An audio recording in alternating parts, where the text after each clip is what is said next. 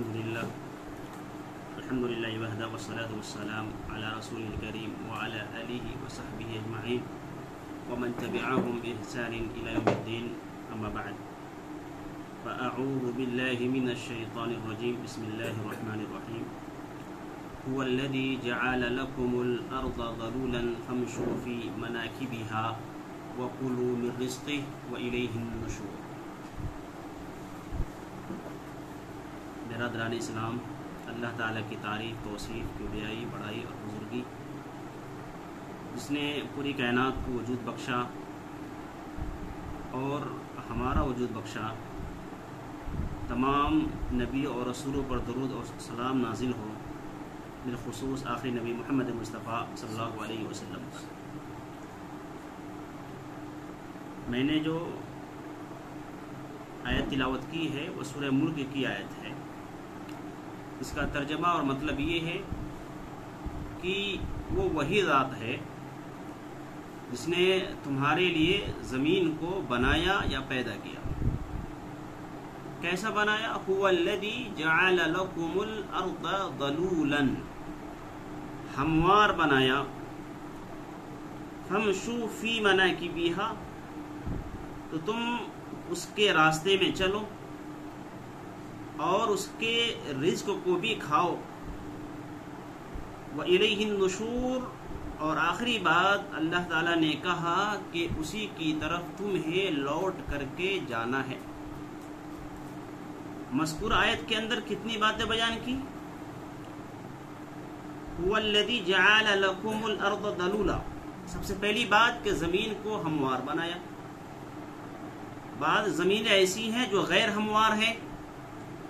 یہاں پر ہموار کہنے کا مطلب یہ ہے کہ اس زمین کو آپ کے لیے بنا دیا، آپ کے لیے مسخر کر دیا کہ آپ اس زمین کو استعمال کرو، آپ اس زمین کے اندر چلو پھرو۔ دیکھو اللہ تعالیٰ نے تمہارے لیے اس زمین کے اندر رزق کا سامان مہیا کر دیا ہے، اور تمام جستجو کے بعد، محنت اور مشقت کے بعد تم رزق اگر حاصل کر رہے ہو تو تم اس رزق کو کھاؤ۔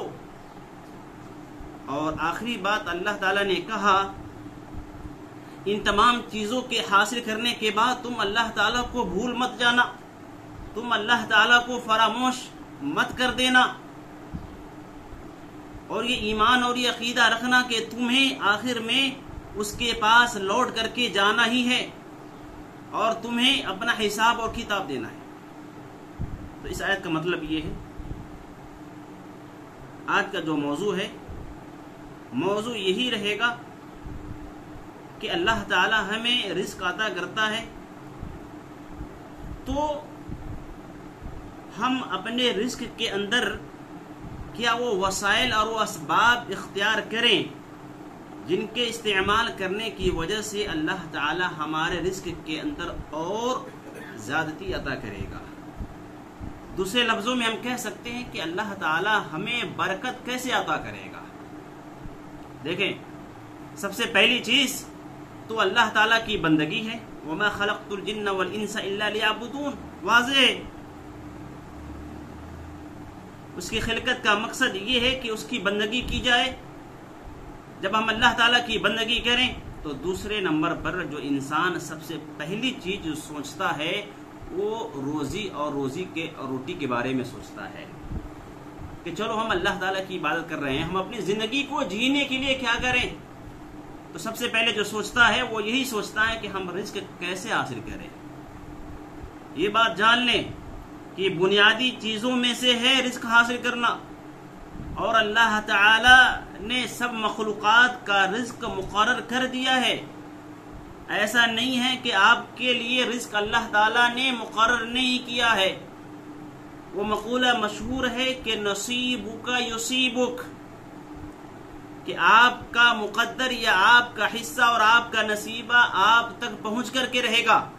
انسان یہ نہ سوچے یا یہ عقیدہ نہ بنا لے کہ اللہ تعالیٰ ہمیں رزق عطا نہیں کرے گا، اور اگر کوئی یہ بھی سوچ لیتا ہے کہ چلو ہم اللہ تعالیٰ پر بھروسہ کر لیے، اللہ تعالیٰ ہمیں رزق دے دے گا، ہم گھر کے اندر بیٹھے رہے، نہیں، یہ بھی نہیں کرنا ہے۔ حدیث رسول ہے کہ ان الرزق لا يتبع الرجل كما يتبعه اجله، کہ بلا شبہ رزق انسان کا پیچھا کرتا ہے جیسے انسان کے لیے اس کی موت اس کا پیچھا کرتی ہے۔ جیسے ایک دن مقرر ہے اور متعین ہے کہ انسان کو اس کی موت آنی ہے، ویسے ہی یہ بھی متعین ہے اور یہ بھی مقرر ہے کہ انسان کو اس کا رزق ملے گا۔ جتنا اس کے مقدر میں ہے، جتنا اس کے نصیبے میں ہے، اللہ تعالیٰ اس کو اس کا رزق عطا کرے گا۔ لیکن ہمیں توکل کے ساتھ ساتھ وہ وسائل اور وہ اسباب بھی اختیار کرنے ہیں جس کی وجہ سے اللہ تعالیٰ ہمارے لیے برکت عطا کرے گا اور ہمارے لیے رزق کے اندر کشادگی عطا کرے گا۔ تو آئیں ہم دیکھتے ہیں کہ وہ کیا وسائل ہیں اور وہ کیا اسباب ہیں جن کو اگر ہم اختیار کرتے ہیں تو اللہ تعالیٰ ہمارے لیے برکتیں نازل کرے گا، ہمارے رزق میں کشادگی عطا کرے گا۔ سب سے پہلے اس باب میں جو چیز نظر آتی ہے وہ سب سے پہلی اور بنیادی چیز یہ ہے کہ جو شان رزاقیت ہے، جو اللہ تعالیٰ کی شان ہے رازق ہونے کا، اس کے رزاقیت کا ہم یہ مان لیں کہ اللہ تعالیٰ ہمارا رازق ہے، اللہ تعالیٰ ہمیں رزق دینے والا ہے، پوری دنیا کو رزق دیتا ہے اللہ تعالیٰ، تو یقیناً ہمیں بھی رزق دے گا۔ ایک آپ چھوٹی سے چھوٹی مخلوق پر نظر دوڑائیں، ایک چھوٹی جو مخلوق ہے وہ بھی تگ و دو کرتی رہتی ہے اپنے رزق کو حاصل کرنے کے لیے، اور دوسری مخلوقات بھی ہے وہ بھی محنت اور مشقت کرتی ہے رزق حاصل کرنے کے لیے۔ فرمایا اللہ تعالیٰ نے کہ وَمَا مِن دَابَّةٍ فِي الْأَرْضِ إِلَّا عَلَى اللَّهِ رِزْقُهَا، کہ کوئی بھی مخلوق، کوئی بھی جاندار اس دنیا کے اندر نہیں ہے مگر اس کا رزق اللہ تعالیٰ کے اوپر ہے۔ یہ آیت ہمیں کیا بتاتی ہے، یہ آیت ہمیں کیا درشاتی ہے، اور یہ آیت ہمیں کیا سبق دیتی ہے؟ ہمیں سبق یہ دے رہی ہے کہ آپ کو فکر مند زیادہ ہونے کی ضرورت نہیں ہے۔ آپ اللہ تعالیٰ کو اپنا مالک، رب، خالق جانیں اور اس پر یقین کریں۔ یقیناً اللہ تعالیٰ جس طریقے سے اور دوسری مخلوقات کو رزق دیتا ہے ویسے ہی آپ کو بھی رزق دے گا۔ اگر یہ سوچتے ہیں اور یہ عقیدہ رکھتے ہیں تو اللہ تعالیٰ آپ کو رزق عطا کرے گا، اللہ تعالیٰ آپ کو بھوکے مارے گا نہیں۔ جس طریقے سے آپ کسی زمین کو کھودتے ہیں، جس طریقے سے آپ کسی پہاڑ کو توڑتے ہیں اور اس کے اندر سے دیکھتے ہیں کہ عجیب قسم کی مخلوقات ہیں اور وہ بھی مخلوقات زندہ اور جاوید ہے، تو ہمارا ایمان اور تازہ ہو جاتا ہے، ہمارا اعتماد اور بھروسہ اللہ تعالیٰ پر اور بڑھ جاتا ہے کہ جب اس مخلوق کو اللہ تعالیٰ رزق دے سکتا ہے تو ہم تو عقل مند مخلوق ہیں، ہم تو شعور والے مخلوق ہیں، ہم کو اللہ تعالیٰ کیوں کر نہیں رزق عطا کرے گا۔ تو یہ چیزیں ہیں۔ اور دوسرے نمبر پہ جو چیز آتی ہے رزق کے اسباب اختیار کرنے کے تعلق سے، وہ ہے اللہ تعالیٰ پر توکل اختیار کرنا۔ دوسرے نمبر، پہلے نمبر پہ کہ شان رزاقیت کو ہم تسلیم کریں، اور دوسرے نمبر پر جو ہے وہ اللہ پر توکل، یعنی اللہ تعالیٰ پر ہمارا بھروسہ ہونا چاہیے۔ بھروسہ کس طور پر؟ اللہ کے نبی صلی اللہ علیہ وسلم نے فرمایا کہ لو انکم تتوکلون علی اللہ حق توکلہ لرزقکم اللہ کما یرزق الطیر تغدو خماسا وتروح بطانا۔ اللہ کے نبی صلی اللہ علیہ وسلم نے فرمایا کہ تم اللہ تعالیٰ پر بھروسہ کرو۔ اگر تم اللہ پر بھروسہ کرتے ہو، لو انکم تتوکلون علی اللہ حق توکلہ، جس طریقے سے اور جس قدر اللہ تعالیٰ پر بھروسہ کیا جانا چاہیے، ہر معاملے میں اللہ تعالیٰ پر ہم بھروسہ کریں تو کیا ہوگا؟ لا رزقکم اللہ، تو اللہ تعالیٰ تمہیں رزق عطا کرے گا۔ کیسے رزق عطا کرے گا؟ اور یہ مثال دیا کہ کما یرزق الطیر، کہ جس طریقے سے اللہ تعالیٰ ایک پرندے کو بھی رزق عطا کرتا ہے ویسے ہی تمہیں رزق عطا کرے گا۔ اور آگے پرندے کی مثال دے کر کے فرمایا کہ یہی پرندے تغدو خماسا وتروح بطانا، کہ یہی وہ پرندے ہیں جو بالکل صبح اور سویرے اپنے گھونسلوں سے نکل کر کے جاتے ہیں، اسباب اختیار کرتے ہیں، جنگلوں میں جاتے ہیں۔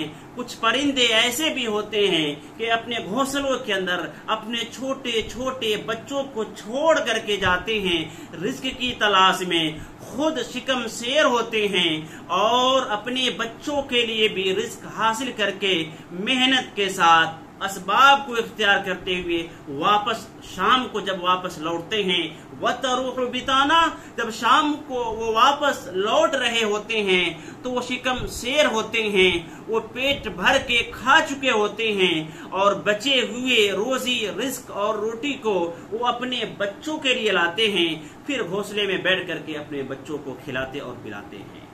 تو یہ ایک چھوٹی سی مخلوق ہے، یہ پرندہ جب ایسے کر سکتا ہے تو ایک انسان کیوں نہیں کر سکتا ہے؟ آخر غربت آتی کیسے؟ میرے بھائیو، تونگری اور فقیری ہمارے گھروں کے اندر کیسے آتی ہے؟ جب ہم یہ سوچ لیں کہ ہمیں کچھ کرنا نہیں ہے، ہم سست پڑ جائیں، ہم آرام پسند ہو جائیں، ہم محنت نہ کریں، ہم جستجو نہ کریں، ہم مشقت نہ کریں اور وہ اسباب اختیار نہ کریں جن اسباب کو اختیار کرنے کے پاس ہمارے جیب کے اندر 2 پیسے آ سکتے ہیں، 3 پیسے آ سکتے ہیں، 5 پیسے آ سکتے ہیں، اگر ہم کریں ہی نہیں، ہم یہ سوچ لیں کہ ہم بیٹھے رہیں، کوئی آ کر کے اللہ کا بندہ دینے والا ہوگا جو ہم کو دے گا۔ آپ اس پرندے کی مثال کو دیکھیے میرے بھائیوں، جب گھر کے اندر کچھ بھی نہیں ہے تو کیسے نکل رہا ہے جنگلات کے اندر اپنے بچوں کے لیے، خود کے لیے۔ تو ہم تو انسان ہیں، ہم عقل مند ہیں، ہم کو یہ کہا گیا کہ مخلوقات میں سب سے زیادہ ذی شرف اور عقل مند، صاحب عقل، صاحب رائے، صاحب شعور انسان ہی ہیں، تو ہم غربت کی زندگی گزاریں کیوں؟ اللہ کے رسول صلی اللہ علیہ وسلم جو دعا کرتے تھے اپنی زندگی کے اندر، وہ مشہور دعا بار بار دعا کرتے تھے، اللہم انی اسألک الہدی والعفاف والغنی۔ کیا دعا کرتے تھے؟ غنا۔ اللہم انی اسألک الہدی والعفاف والغنی۔ غنا کا مطلب کیا ہے؟ کہ اللہ تعالی ہمیں بے نیازی عطا کر، مجھے بے نیاز بنا، میں کسی کا محتاج نہ رہوں۔ تو یہ غیر محتاجگی کب آئے گی؟ جب ہم گھروں کے اندر بیٹھے رہیں گے تب غیر محتاجگی آئے گی۔ جب ہم محنت نہیں کریں گے تو غیر محتاجگی آئے گی یا بے نیازی آئے گی؟ نہیں میرے بھائیوں، ہمیں محنت کرنا ہے، ہمیں مشقت کرنی ہے خود کے لیے، اپنی فیملی کے لیے، اپنے بچوں کے لیے، تب ہم جا کر کے ہم بے نیاز کہلائیں گے، غیر محتاج کہلائیں گے۔ اور غیر محتاج ہونے کے بعد ہمارا ہر عمل صحیح ہوگا۔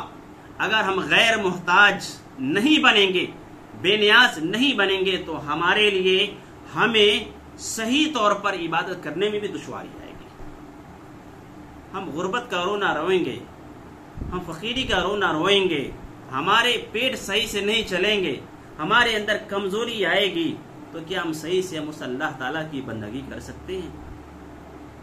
اللہ کی بندگی صحیح طور پر کرنے کے لیے آپ کو غیر محتاج بننا پڑے گا۔ اللہ کے رسول صلی اللہ علیہ وسلم دعا کرتے تھے، آپ بھی دعا کرتے رہیں ہمیشہ۔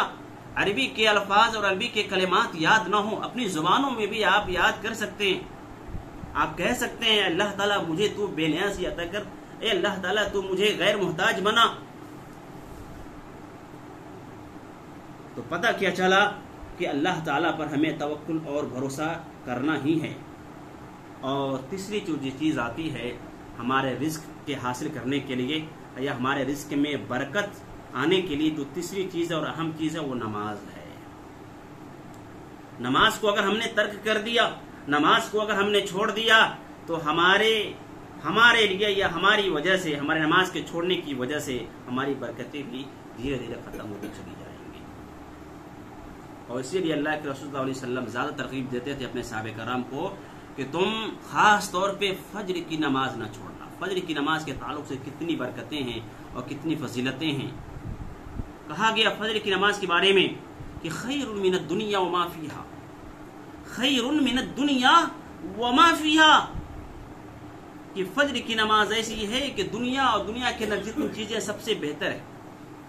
اور اسی تعلق سے، اسی قبیل سے اللہ کے رسول صلی اللہ علیہ وسلم نے کہا تھا کہ اگر میری امتی میں سے کوئی صبح سویرے اٹھ کر کے فجر کی نماز کو ادا کرتا ہے اور رزق کے لیے وہ نکل پڑتا ہے، تو اللہ کے رسول نے دعا کیا تھا خاص طور پہ اپنی امتی کے لیے کہ اللہم بارک فی امتی فی بکورہا، کہ اے اللہ تعالیٰ میری امت کے اندر اس کے صبح میں برکت ادا کر.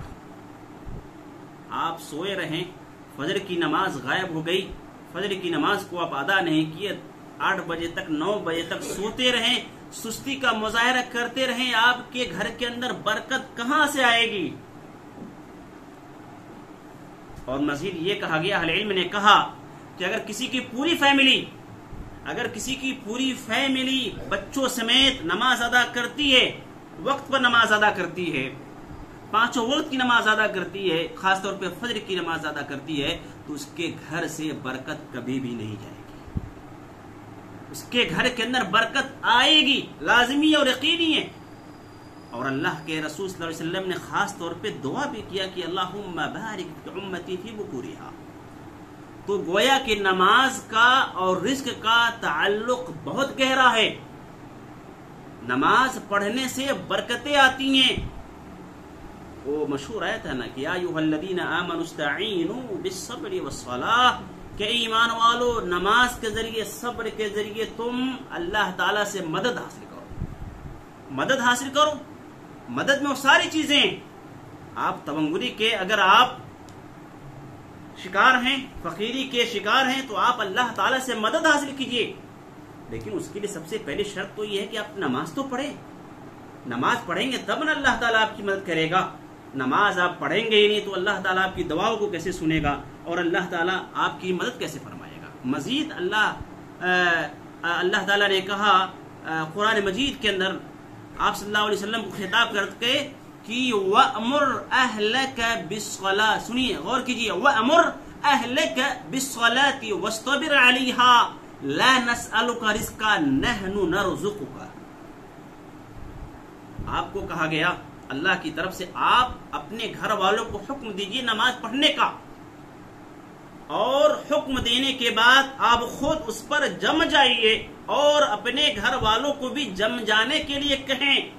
ایسا نہ ہو کہ 2 وقت کی نماز پڑھیں چھوڑ دیے، 1 وقت کی نماز پڑھیں چھوڑ دیے، جمعے کی نماز کے لیے خوب گھر والوں کو ترغیب دلائیں اور باقی بیٹھ گئے. ایسا نہیں. وَاسْتَبِرْ عَلَيْهَا کا مطلب ہے کہ اس پر استمرار رکھو، اپنی عبادتوں کو، اپنی نمازوں کو برقرار رکھو، 5 وقت کی نماز پڑھو. اور یہ سن لو کہ لا نسألک رزقا، ہم تم سے رزق طلب نہیں کرتے ہیں، اور تم خوف بھی مت کھانا رزق کے تعلق سے، نحن نرزقک، ہم تمہیں رزق دیں گے. میرے بھائیو، نماز پڑھنے کا یہ فائدہ ہے، استقامت کے ساتھ، استقرار کے ساتھ، استمرار کے ساتھ ہم نماز کو ادا کریں. تو گویا کہ نماز اور رزق اور برکت کا تعلق بہت گہرا تعلق ہے. گویا کہ دونوں لازم اور ملزوم چیزیں ہیں. نماز گئی برکت گئی، نماز آئی برکت آئی. چوتھی چیز جو ہمارے رزق کے اندر اضافے کا باعث بن سکتا ہے وہ ہے صلہ رحمی.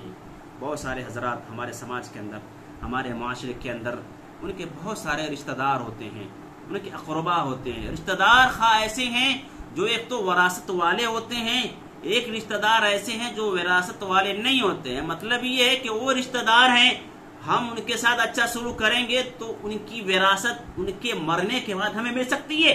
کچھ ایسے رشتہ دار بھی ہے کہ ان کے مرنے کے بعد ان کی وراثت ہمیں نہیں ملے گی. تو المیہ یہ ہے ہمارے یہاں، ہمارے معاشرے کے اندر، کہ اگر اس کی وراثت ہمیں ملنے والی ہے تو ہم اس کے ساتھ اچھا سلوک کریں گے، لیکن اگر اس رشتہ دار سے اس کی وراثت ہمیں نہیں ملے گی تو اس کے ساتھ اچھا سلوک نہیں کریں گے. دیکھا گیا ہے ہمارے معاشرے کے اندر، ہمارے سماج کے اندر یہ چیز ہے. لیکن عام بات یہ ہے کہ خواہ کوئی بھی ہو، خواہ وراثت والا رشتہ دار ہو یا غیر وراثت والا رشتہ دار ہو، کوئی بھی ہو، نسبی ہو یا سحری ہو، سسرالی ہو یا ددھیالی ہو، ننیالی ہو، کوئی بھی ہو، چچا ہو، کزنس ہو، کوئی بھی ہو، دور کے رشتہ دار ہوں، قریب کے رشتہ دار ہو، سب کے ساتھ ہمیں اچھا سلوک کرنا ہے اور اچھا برتاؤ کرنا ہے. ہم یہ کہہ نہیں رہے ہیں کہ ہم کریں گے تو ہمیں اللہ تعالیٰ رزق دے گا، ہم خود سے نہیں کہہ رہے. اللہ کے نبی صلی اللہ علیہ وسلم نے خود کہا، کیا کہا کہ من احب ان یبسط له فی رزقه وان ينسأ له فی اثره فَلْيَصِلْ رَحِمَهُ، تم میں سے کوئی پسند کرتا ہے کہ اس کے لیے اس کے رزق کے اندر کشادہ کیا جائے، اس کے لیے اس کے رزق کو بڑھایا جائے اور اس کے رزق کے اندر اضافہ کیا جائے، تو کیا کرے؟ فَلْيَصِلْ رَحِمَهُ، تو اپنے رشتہ داروں کے ساتھ اچھا حسن سلوک کرے، وہ اپنے رشتہ داروں کے ساتھ صلہ رحمی کا مظاہرہ کریں۔ تو پتہ کیا چلا، کوئی بھی ہو سب کے ساتھ ہمیں اچھا حسن سلوک کرنا ہے۔ کسی سے کوئی رنجش ہو گئی، تکلیف ہو گئی، تو ہماری ذمہ داری کیا بنتی ہے کہ اس تکلیف کو ہم برداشت کر لیں، اس رنجش کو ہم اپنے دل کے اندر رکھے رہیں، ہم اپنی طرف سے اس کو تکلیف دینے کی کوشش نہ کریں۔ ہمارا کام کیا ہے کہ اگر ہم بندے سے اپنا برتاؤ اور اچھا سلوک رکھیں گے تو اللہ تعالیٰ بھی ہم سے خوش ہوگا، اگر ہم کسی بندے سے اچھا سلوک نہیں رکھیں گے تو اللہ تعالیٰ بھی خوش نہیں ہوگا۔ جہاں اللہ کے حقوق کو ادا کرنا ہے وہیں بندوں کے حقوق کو بھی ادا کرنا ہے۔ تو بندوں کے حقوق تو عام ہے، لیکن جب رشتہ داروں کی بات آ جاتی ہے تو یہ حکم خاص ہو جایا کرتا ہے، کیونکہ قرآن مجید کے اندر اور حدیث نبوی کے اندر بالخصوص کہا گیا ہے کہ اپنے رشتہ داروں کے ساتھ اچھا حسن سلوک کرو۔ تو پتہ کیا چلا کہ اگر ہم اپنے رشتہ داروں کے ساتھ اچھا سلوک کرتے ہیں تو یہ ہمارے لیے ہمارے رزق کے اندر کشادگی کا باعث اور سبب بن سکتا ہے۔ اور چوتھی چیز جو ہے، پانچویں چیز، اور چوتھی چیز ہی کے اندر ایک اور چیز یہ باقی رہ گئی کہ ایک صحابی تھے اور دو بھائی تھے۔ غور کیجئے گا، صلہ رحمی کی مثال کی بہت بڑی دلیل ہے یہ۔ اللہ کے رسول صلی اللہ علیہ وسلم کے حضور میں شکایت لے کر کے حاضر ہوتے ہیں۔ دو بھائی ہوتے ہیں، ایک بھائی کاروباری ہوتا ہے، محنت کرتا ہے، مشقت کرتا ہے، تجارت کرتا ہے۔ دوسرا بھائی اس کا کیا ہوتا ہے کہ وہ طلب علم کو حاصل کرنے کے لیے وہ سفر کرتا رہتا ہے یا سفر میں رہتا ہے، وہ کاروبار نہیں کرتا۔ اس کے خرچے کو یہی پہلا بھائی برداشت کرتا ہے جو کاروباری ہے۔ اس کو دل کے اندر کھلنے لگتا ہے، احساس ہونے لگتا ہے نا، یہ عام بات ہے ہمارے یہاں، ہمارے گھروں کے اندر کہ ہم کما رہے ہیں، دوسرا بھائی کما نہیں رہا ہے تو ہم اپنی کمائی میں سے دوسرے بھائی کو کیوں دیں؟ اس کی بیوی خود اس کے کہتی تم کماتے ہو، تم اپنے بچوں کے لیے خود جمع کرو پیسہ، تم اپنے دوسرے بھائی پر کیوں خرچ کرو گے؟ تو دیکھیں اس صحابی کے اندر بھی یہ بات کھلنے لگی۔ لیکن صحابی کا مسئلہ کیا تھا کہ اگر کسی طرح کا شکوہ شکایت ہو، کوئی تردد ہو تو فوراً حضور کے دربار میں حاضر ہو کر کے اس مسئلے کے بابت پوچھتے تھے۔ وہ صحابی بھی گئے، پوچھے اور شکایت کیا، اللہ کے رسول صلی اللہ علیہ وسلم ایسا ایسا ماجرا ہے، میں تو کماتا ہوں، میرا چھوٹا بھائی کماتا نہیں ہے، اسے پڑھائی کرتا رہتا ہے، پڑھائی کے لیے جاتا رہتا ہے۔ سنیں، اللہ کے رسول صلی اللہ علیہ وسلم نے کہا کہ دیکھو جو تم پیسہ کما رہے ہو اور تمہیں جو پیسہ مل رہا ہے جانتے ہو کس وجہ سے؟ لعلک ترزق بہ، ممکن ہے کہ تو جو رزق پا رہے ہو اسی کی وجہ سے پا رہے ہو۔ تو جو ہمیں رزق ملتی ہے، ہمیں جو برکتیں ہمارے گھروں کے اندر آتی ہیں، تو ہم یہ نہ سوچیں کہ ہم ہی محنت کرتے ہیں تو ہماری وجہ سے یہ برکتیں نازل ہوتی ہیں۔ نہیں میرے بھائیوں، آپ کے بچوں کی وجہ سے، آپ کے بھائیوں کی وجہ سے، آپ جو اپنے رشتہ داروں پر خرچ کرتے ہیں، یا آپ اپنے پڑوس کے اندر جو غریب ہیں، جو مفلس ہیں، فقیر ہیں، یتیم ہیں، نادار ہیں، ان پر آپ اپنے پیسے کو خرچ کرتے ہیں، تو اس کی وجہ سے آپ کو اللہ تعالیٰ رزق دیتا ہے اور آپ کے کاروبار کے اندر اللہ تعالیٰ برکت دیتا ہے۔ فرمایا اللہ کے رسول نے انما تنصرون وترزقون بضعفائکم، کہ تم جو مدد کیے جاتے ہو اور جو تم رزق دیے جاتے ہو، تم اپنے اندر، تمہارے اندر جو غریب ہیں، جو کمزور طبقہ کے لوگ ہیں، ان کی وجہ سے دیے جاتے ہو۔ تمہارے محلے کے اندر، تمہارے سماج کے اندر جو غریب ہے، جو مفلس ہیں، یتیم ہیں، نادار ہیں، ان کی تم وقتاً فوقتاً مدد کرتے رہتے ہو، تعاون کرتے رہتے ہو، اس کی وجہ سے اللہ تعالیٰ تمہیں رزق دے رہا ہے۔ تو معلوم کیا چلا کہ صلہ رحمی بہت بڑی چیز ہے ہمارے رزق کے اندر کشادگی کے لیے۔ پانچویں چیز کیا ہے کہ، اور یہ لازمی چیزیں، دعا، استغفار، تسبیح، تحمید کو ہم کبھی بھی نہ چھوڑیں۔ اللہ تعالیٰ نے کہا کہ فَقُلْتُ اسْتَغْفِرُوا رَبَّكُمْ إِنَّهُ كَانَ غَفَّارًا يُرْسِلِ السَّمَاءَ عَلَيْكُمْ مِدْرَارًا وَيُمْدِدْكُمْ بِأَمْوَالٍ وَبَنِينَ، مشہور آیت ہے۔ کہ آپ استغفار کرتے رہیں، استغفر اللہ استغفر اللہ استغفر اللہ، ہمیشہ جہاں بھی جائیں، راستے پہ رہیں، کام میں رہیں، تنہا رہیں، خلوت میں رہیں، مجلس میں رہیں، کہیں بھی رہیں، گھروں کے اندر رہیں، باہر رہیں، آپ استغفار استغفار استغفار استغفر اللہ کہتے رہیں۔ فائدہ کیا ہوگا کہ اس سے آپ کو یرسل السماء علیکم مدرارا، اس کی مفسرین نے بہت تفصیلات پیش کی ہیں اور بہت تفصیل سے شرح انہوں نے لکھا ہے، اس میں بہت ساری چیزیں ہیں کہ آپ کو ہر طرح سے آپ کی مدد کی جائے گی۔ جس طریقے سے آپ کی مدد کی جا سکتی ہے صرف استغفار پڑھنے کی وجہ سے، اللہ تعالیٰ آپ کے رزق کے اندر بھی کشادگی عطا کرے گا۔ اور یہ بھی کہ جب اللہ تعالیٰ نے آپ کو رزق دے دیا اور برکت بھی دے دیا تو آپ اللہ تعالیٰ کا شکر بھی ادا کریں۔ لئن شکرتم لازیدنکم، شکر ادا کریں۔ شکر کیسے ادا کریں اس کی بھی تفصیل ہے، شکر کا اظہار کیسے کریں، یہی چیزیں ہیں۔ جب اللہ تعالیٰ نے دیا، سب سے پہلے اللہ تعالیٰ کا شکریہ ادا کریں۔ شکریہ کیسے ادا کریں؟ اللہ تعالیٰ کی بندگی کریں، زیادہ سے زیادہ اللہ تعالیٰ کی عبادتیں کریں، زیادہ سے زیادہ لوگوں کا تعاون کریں، زیادہ سے زیادہ لوگوں کی مدد کریں۔ یہ شکر کے اظہار کا ذریعہ ہے۔ تو وہی کہا کہ تم شکر بھی اللہ تعالیٰ کا ادا کرو تو اللہ تعالیٰ مزید شکر کے ادا کرنے کے بعد اللہ تعالیٰ تمہارے مال کے اندر اضافہ کرے گا۔ آخری چیز میرے بھائیوں، چلو ہم نے مان لیا کہ اللہ تعالیٰ نے ہمیں دے دیا ہے، عطا کر دیا ہے، اور جس کو عطا نہیں کیا ہے، جس کو دے دیا ہے اور جس کو عطا نہیں کیا، دونوں کے لیے آزمائش ہے، دونوں کے لیے امتحان ہے۔ جس کو دے دیا وہ اترائے نہیں، جس کو اللہ تعالیٰ نے نواز دیا ہے وہ اترائے نہیں، اور جس کو اللہ تعالیٰ نے نہیں نوازا ہے، نہیں دیا ہے، وہ افسوس نہ کرے اور ملامت نہ کرے اپنے آپ پر، یا کسی کو دوش نہ دے، کسی کو شکوہ شکایت نہ کرے، یا اللہ تعالیٰ کو وہ نہ کرے کہ اللہ تعالیٰ نے ہم کو نہیں دیا۔ تو دونوں کا امتحان ہے، دینے والوں کے لیے بھی اور نہ دینے والوں کے لیے بھی۔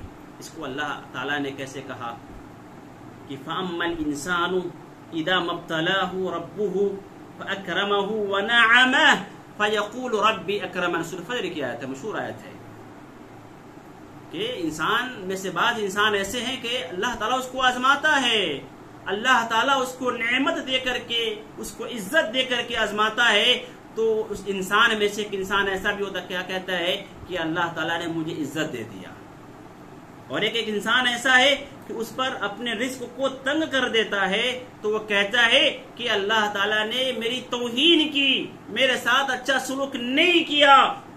نہیں میرے بھائیو، کھلا بل تکرمون الیتیم، تمہارے گھروں کے اندر بے برکتی آنے کا سب سے بڑا سبب یہ ہے کہ تم یتیموں کا دیکھ بھال نہیں کرتے ہو، تم یتیموں کا تعاون نہیں کرتے ہو، وَلَا تَحَاضُّونَ عَلَى طَعَامِ الْمِسْكِينِ، اور تم فقیروں کو، مسکینوں کو تم کھانا نہیں کھلاتے ہو۔ تو ہمارے گھروں کے اندر برکت کے جانے کے اسباب میں سے سب سے بڑا سبب یہ ہے کہ ہم اپنے آس پڑوس میں جو یتیم ہوں، جو بیوائیں ہوں، جو مساکین ہوں، ان کا خیال نہیں کرتے ہوں گے تو ہمارے گھروں کے اندر سے برکت جو ہے چلی جاتی ہوگی۔ اگر ہم اپنے گھروں کے اندر اپنے برکت کو برقرار رکھنا چاہتے ہیں تو اس کے برخلاف ہمیں کام کرنا ہوگا، ہمیں خاص خیال رکھنا ہوگا اپنے آس پڑوس کے مجبور لوگوں کو، اور جو کمزور ہیں، جو مسکین ہیں، بیوائیں ہیں، ان سب کے ساتھ ہمیں اچھا حسن سلوک کرنا ہے۔ بالکل واضح اللہ تعالیٰ کی یہ آیت ہے، کلا ہرگز نہیں، بل لا تکرمون الیتیم ولا تحاضون علی طعام المسکین، یہ واضح آیت ہے، اور یہ واضح، یہ روشنی ہے، یہ ہدایت ہے، یہ راستہ ہے، یہ رہنمائی ہے ہمارے لیے کہ اللہ تعالیٰ ہمیں ہمارے گھروں کے اندر کیسے برکت عطا کرے گا، کیسے ہمارے گھروں کے اندر رزق عطا کرے گا۔ میرے بھائیوں، ضرورت ہے ہمیں اس بات کی کہ ہمیں سب سے پہلے اللہ تعالیٰ پر کامل ایمان اور پختہ یقین رکھنا ہے کہ اللہ تعالیٰ ہی ہمارا خالق ہے، مالک ہے، رازق ہے۔ اس کے بعد جو اسباب ہم نے بتائے ہیں ان تمام اسباب کو ہم اپنی زندگی کے اندر لاگو کریں، ہم اپنی زندگی کے اندر اختیار کریں، استعمال کریں، اور حتی المقدور ہم اللہ تعالیٰ سے ہمیں ڈرتے رہنا ہے۔ اگر ہم اللہ تعالیٰ سے ڈریں گے نہیں، اللہ تعالیٰ سے خوف نہیں کھائیں گے تو پھر کوئی فائدہ نہیں ہوگا۔ ڈرنے اور خوف کھانے کا بھی فائدہ ہے، ڈریں گے تب بھی اللہ تعالیٰ ہمارے رزق کے اندر ایسی جگہ سے رزق ادا کرے گا جہاں سے ہم تصور نہیں کر سکتے۔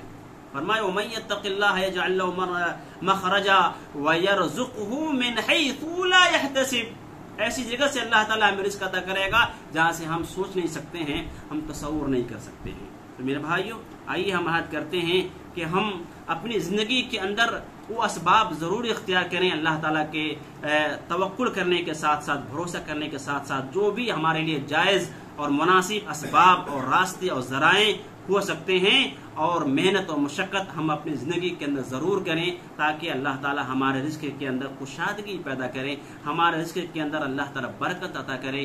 آئیے دعا کرتے کہ اے الہ العالمین ہمارے رزق کے اندر برکت عطا فرما دے، اے الہ العالمین ہمارے گھروں کے اندر سے بے برکتی کو دور فرما دے، اے اللہ تعالیٰ ہمارے گھروں کے اندر جو بھی کمی یا کمزوری ہے ان تمام کمیوں اور کمزوری کو دور فرما دیں، اے الہ العالمین ہمارے بچوں کو، ہمارے فیملی کو، ہمارے جو آس پڑوس جتنے بھی لوگ ہیں سب کے ساتھ ہمیں اچھا حسن سلوک کرنے کی توفیق عطا فرما۔